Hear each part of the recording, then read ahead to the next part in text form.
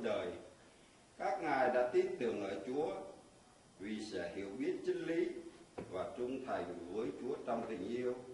Vì ơn Chúa và bình an sẽ dành cho những người Chúa chọn. Đó là lời Chúa.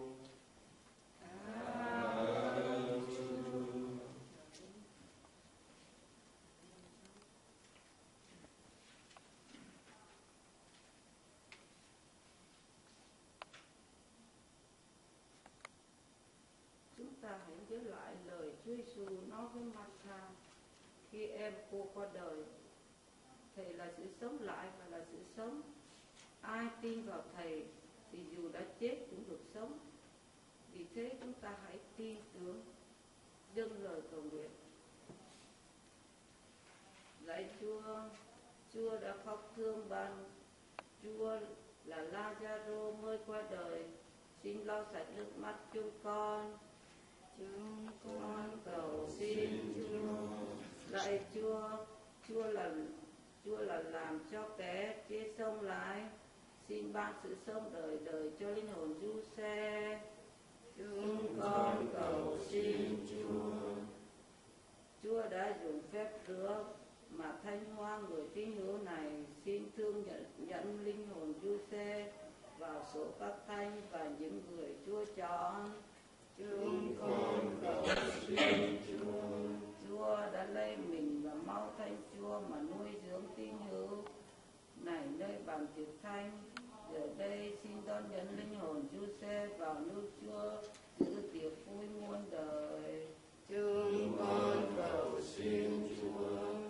Trên con đường về quê mà vắng bóng em, con biết cậy vào ai, biết nương nhờ ai. Trên con đường về quê mà vắng bóng em, con biết cậy vào ai, biết nương nhờ ai.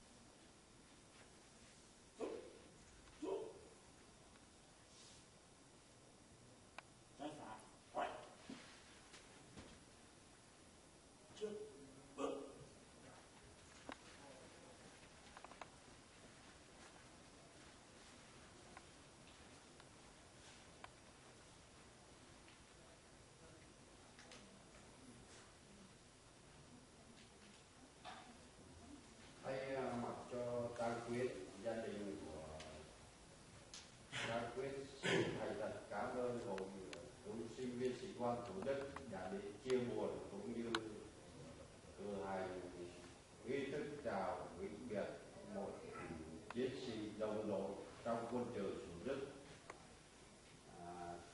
Toàn thể tang quyến chúng tôi không có gì hơn, xin chân thành cảm tạ và nguyện xin Thiên Chúa và ở trên ban phúc lành cho hội được trường cửu và tiếp tục mãi mãi trong công việc của hội đã làm bấy lâu nay.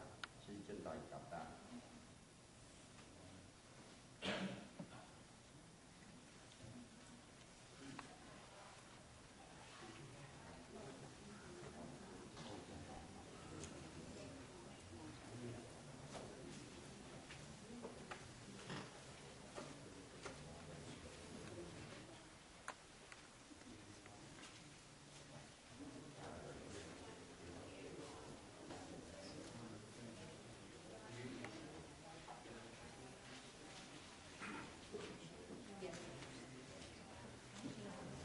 What's the camera for? What's the camera for? What's the camera for? Đưa về Việt Nam. No, who's that for? Của Văn.